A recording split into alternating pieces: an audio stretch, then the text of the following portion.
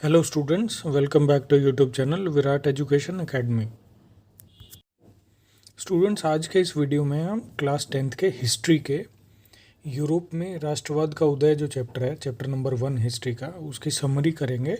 उसकी आधे चैप्टर की समरी हम पिछले वीडियो में कर चुके हैं और जो दूसरा आधा जो पार्ट बचा है हमारा, उसकी समरी इस वीडियो में हम डिस्कस करेंगे।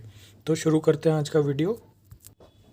पिछले वीडियो में हमने जो है फ्रांसीसी क्रांति और नेपोलियन यूनान की क्रांति, जर्मन क्रांति, इन सब टॉपिक्स के बारे में आज आपके साथ डिस्कस किया था। अब हम इस वीडियो में अगला जो टॉपिक हमारा हम लेंगे वो है जर्मनी का एकीकरण, यानी यूनिफिकेशन ऑफ जर्मनी। मैं बता दूं, इटली का एकीकरण और जर्मनी का एकीकरण ये दोनों इंपॉर्टेंट टॉपिक हैं। इनमें से ज़रूर क्वेश्चंस आते हैं, छोटे भी, शॉर्ट आंसर भी और लॉन्ग आंसर भी, ज़रूर कोई ना कोई क्वेश्चन आता है। तो हम ये देखेंगे कि जर्मनी का एकीकरण कैसे हुआ।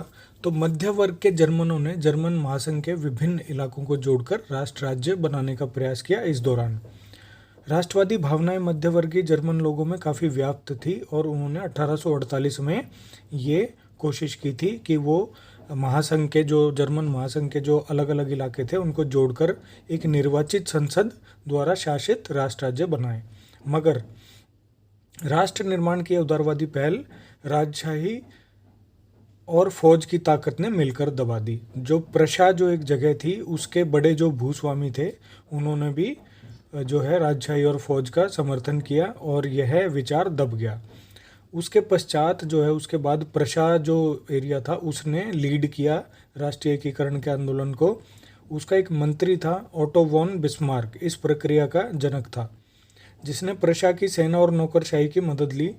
7 वर्ष के दौरान ऑस्ट्रिया, डेनमार्क, फ्रांस से 3 युद्धों में प्रशा को जीत मिली। यानी ऑस्ट्रिया, डेनमार्क और फ्रांस तीनों से लड़ाई हुई और वो जीते और एकीकरण की प्रक्रिया पूरी हो गई। तो जनवरी 1871 में वर्सा में हुए एक समारोह में प्रशा के राजा विलियम प्रथम को जर्मनी का सम्राट घोषित किया गया। प्रशा जो है वो एक जर्मन स्टेट है, उसको आप प्रशिया भी कह सकते हैं, जैसे इंग्लिश में PRUSSIA बोलते हैं और हिंदी में प्रशा लिखा जाता है। तो ये जर्मन का एक स्टेट था।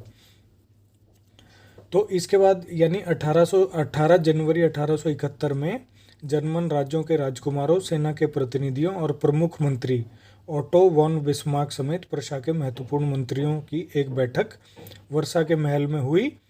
सभी ने प्रशा के काइजर विलियम प्रथम के नेतृत्व में नए जर्मन साम्राज्य की घोषणा की।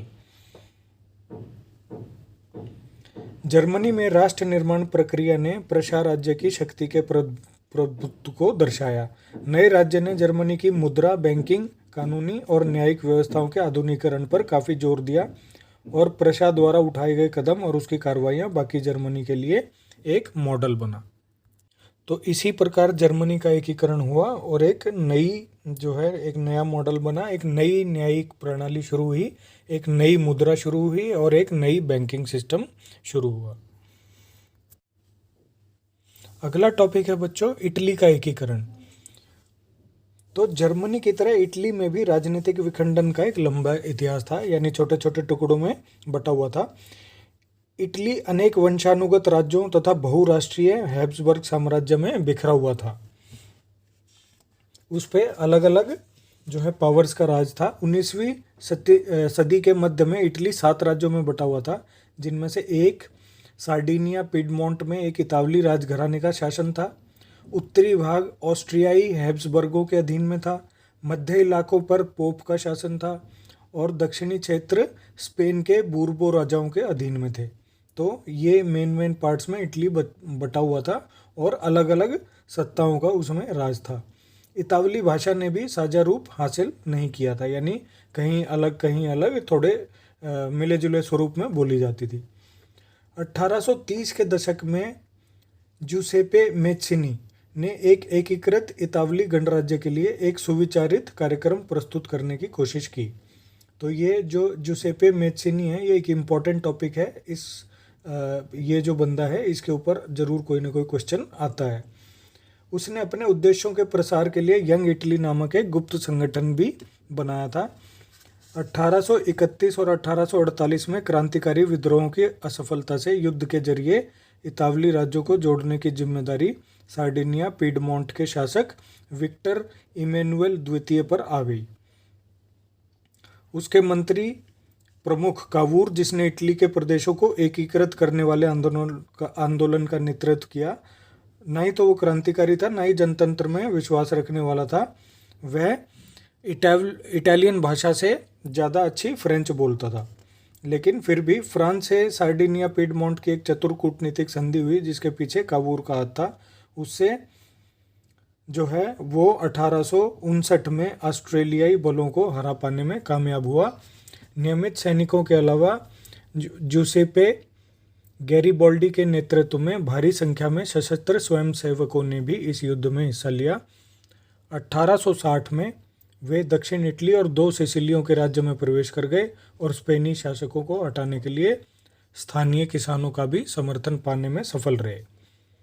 तो 1861 में इमैनुएल द्वितीय को एकीकृत इटली का राजा घोषित कर दिया गया। इस तरीके से उसने जितने भी हिस्से अलग अलग थे सबको अपने जीत लिया, उसने सबको अपने कंट्रोल में ले लिया और इटली का यूनिफिकेशन हो गया, एकीकरण हो गया और उसको इमैनुएल द्वितीय को जो है फिर इटली का राजा घोषित किया गया। हालांकि उस दौरान इटली के ज़्यादातर निवासी, उनमें निरक्षरता की दर काफ़ी ऊंची थी, मतलब ज़्यादा पढ़े लिखे नहीं थे वो, इस वजह से उदारवादी राष्ट्रवादी विचारधारा से अनजान थे। अगला टॉपिक है बच्चों ब्रिटेन। तो ब्रिटेन कैसे क्या था, पहले क्या था, बाद में कैसे बना, वो देखते हैं। ब्रिटेन में राष्ट्र राज्य का निर्माण अचानक हुई कोई उथल पुथल या क्रांति का परिणाम नहीं था। यह एक बहुत लंबी प्रोसेस से गुजरा तो ये राष्ट्र राज्य बना। 18वीं सदी के पहले ब्रितानी राष्ट्र था ही नहीं, यानी ब्रिटेन, ब्रितानी यानी ब्रिटेन, ब्रिटिश। ब्रितानी द्वीप समूह में रहने वाले लोग अंग्रेज, वेल्श, स्कॉट या आयरिश की मुख्य पहचान नरजातीय यानी एथनिक थी। इन सभी जातीय समूहों की अपनी एक अलग संस्कृति और राजनीतिक परंपराएं थी। लेकिन जैसे जैसे आंग्ले यानी इंग्लिश, ब्रिटिश राष्ट्र की धन दौलत, अहमियत और सत्ता में वृद्धि हुई तो वह द्वीप समूह के अन्य राष्ट्रों पर अपनी प्रभुत्व बढ़ाने में सफल हुआ। एक लंबे टकराव और संघर्ष के बाद एंग्ले जो पार्लियामेंट थी, उन्होंने 1688 में राजतंत्र से ताकत छीन ली। इसके बाद संसद के माध्यम से एक राष्ट्र राज्य का जन्म हुआ, जिसका सेंटर जो है वो इंग्लैंड बना।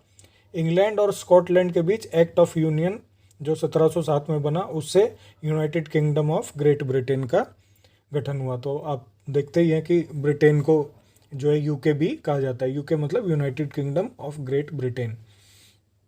इंग्लैंड भी कहा जाता है क्योंकि वो मेन उसका सेंटर है यूके का। तो इस यूके के गठन से इसमें इंग्लैंड व्यवहार में स्कॉटलैंड पर अपना प्रभुत्व जमा जाए, मतलब इसमें मेन लीड में आ गया इंग्लैंड। इसके बाद जो ब्रिटिश संसद थी उसमें एंग्ले जो इंग्लिश जो सदस्य थे उनका यही दबदबा रहा।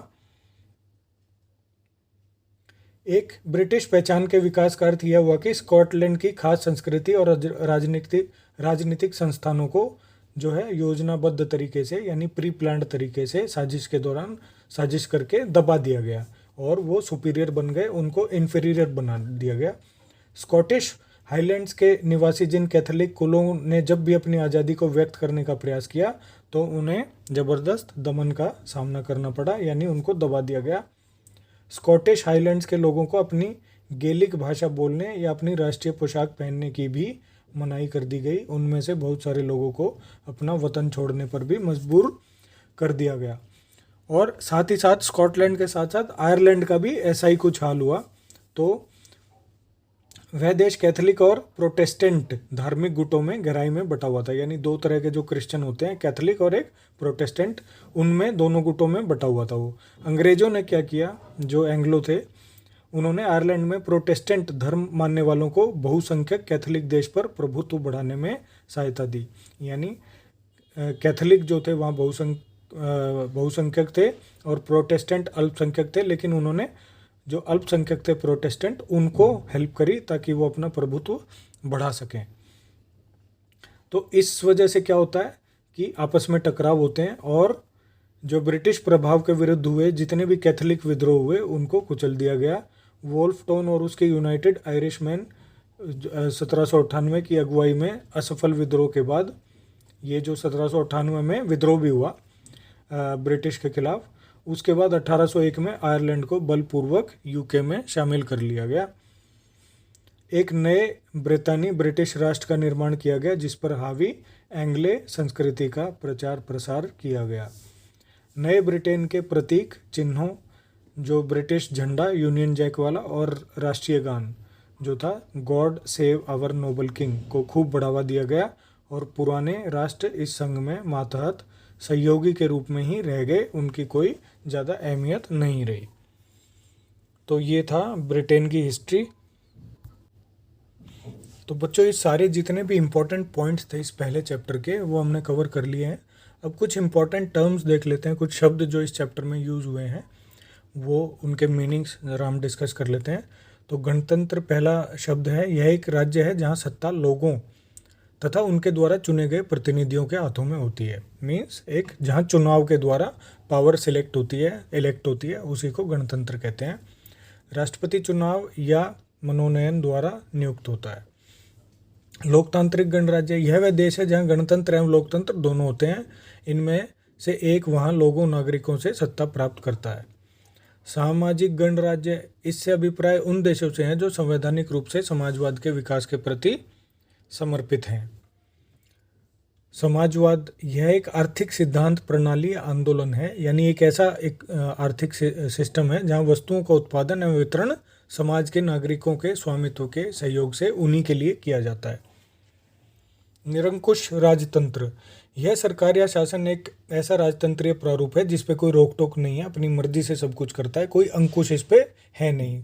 सारी शक्ति और लाइबिलिटी पावर सब कुछ राज्य में ही होती है। फ्रांस इसका उत्कृष्ट उदाहरण है, जो फ्रांसीसी क्रांति से पहले हुआ था वो फ्रांस। यूटोपिया, कल्पनादर्श, यह एक काल्पनिक राज्य या स्थान जहाँ सब कुछ ठीक है, एक ऐसे समाज की कल्पना जो इतना आदर्श है कि उसका साकार होना लगभग असंभव है, मतलब एक कल्पना मात्र है यूटोपिया। राष्ट्र राज्य क्या है? राष्ट्र राज्य उसको कहते हैं जो एक राज्य की राजनीतिक सत्ता को उसकी सांस्कृतिक सत्ता से मिला देती है, मतलब उसकी संस्कृति उसकी राजनीति जो पावर है उसमें निहित हो जाती है, उसी का आपस में जो है सिंक हो जाते हैं वो। राष्ट्रीयता, एक राष्ट्र के प्रति समर्पण एवं निष्ठा राष्ट्रीयता कहलाती है। अगला है अभिजात वर्ग, लोगों का एक ऐसा समूह जो स्वयं को सर्वश्रेष्ठ समझते हैं, मतलब अपने से ऊपर किसी को नहीं मानते। सर्फ, एक व्यक्ति जो पहले निम्न सामाजिक वर्ग से संबंधित था तथा वह दूसरे व्यक्तियों की भूमि पर रहता और कार्य करता था, यानी निचले वर्ग से संबंधित था और दूसरे लोगों के जमीन पर रहता था, वही काम करता था। सार्वभौमिक मताधिकार, चुनाव में सभी वयस्क नागरिकों को वोट देने का अधिकार जहाँ हो वही सार्वभौमिक मताधिकार कहलाता है। रूढ़िवाद, पारंपरिक मूल्यों तथ्यों को मानना एवं किसी भी प्रकार के परिवर्तन को जो है उसका विरोध करना, यानी पुरानी जो हमारे रीति रिवाज परंपराएं या जो मान्यताएं हैं उन्हीं को मानना और उसमें कोई भी चेंज करने के लिए तैयार न होना, ये इसको रूढ़िवाद कहते हैं। हैब्सबर्ग साम्राज्य, वह साम्राज्य जिसने ऑस्ट्रिया हंगरी तथा अल्पाइन क्षेत्र के टायरोल, सुदेतनलैंड और बोहेमिया पर शासन किया। ऑटोमन साम्राज्य, तुर्की साम्राज्य जो मुस्लिमों के धार्मिक एवं लौकिक प्रमुख खलीफा द्वारा किया जाता था, यानी ऐसा मुस्लिम साम्राज्य जिसमें खलीफा ही राजा होता है। विचारधारा, विशेष तौर पर सामाजिक एवं राजनीतिक दृष्टिकोण व्यक्त करने की प्रणाली या दृष्टिकोण। जनमत संग्रह, प्रत्यक्ष मतदान जिसके माध्यम से एक क्षेत्र के सभी लोगों से एक प्रस्ताव को उसके स्वीकार या अस्वीकार करने के लिए पूछा जाता है या वोटिंग कराई जाती है। नरजातीय एथनिक, यह एक साझा नस्लीय, जनजातीय या सांस्कृतिक उद्गम अथवा पृष्ठभूमि है जिसे कोई समुदाय अपनी पहचान मानता है, यानी उससे ही उस समुदाय, उस ग्रुप की या उस जाति की पहचान है। रूपक, जब किसी अमूर्त विचार को किसी व्यक्ति किसी चीज के माध्यम से इंगित करता है। एक रूपकात्मक कहानी के दो अर्थ होते हैं, एक शाब्दिक और एक प्रतीतात्मक। रूमानीवाद यह एक ऐसा सांस्कृतिक आंदोलन था जिसका उद्देश्य एक विशिष्ट तरह की राष्ट्रीय भावना का विकास करना है। तो ये चैप्टर बच्चों हमारा पूरा कवर हो चुका है, और इसके जो क्वेश्चन आंसर हैं, जितने भी इम्पोर्टेंट क्वेश्चन हैं, वो हम नेक्स्ट वीडियो में आपके साथ शेयर करेंगे। तो इस चैप्टर के सारे टॉपिक्स हमने कवर कर लिए हैं बच्चों। फिर भी अगर आपके कुछ क्वेरीज हैं तो आप कमेंट बॉक्स में पूछ सकते हैं। चैनल को सब्सक्राइब, लाइक एंड शेयर ज़रूर कीजिए। बेल आइकन भी दबाइए जो नए सब्सक्राइबर हैं, ताकि आपको आने वाले वीडियोज़ की नोटिफिकेशन मिलती रहे। धन्यवाद।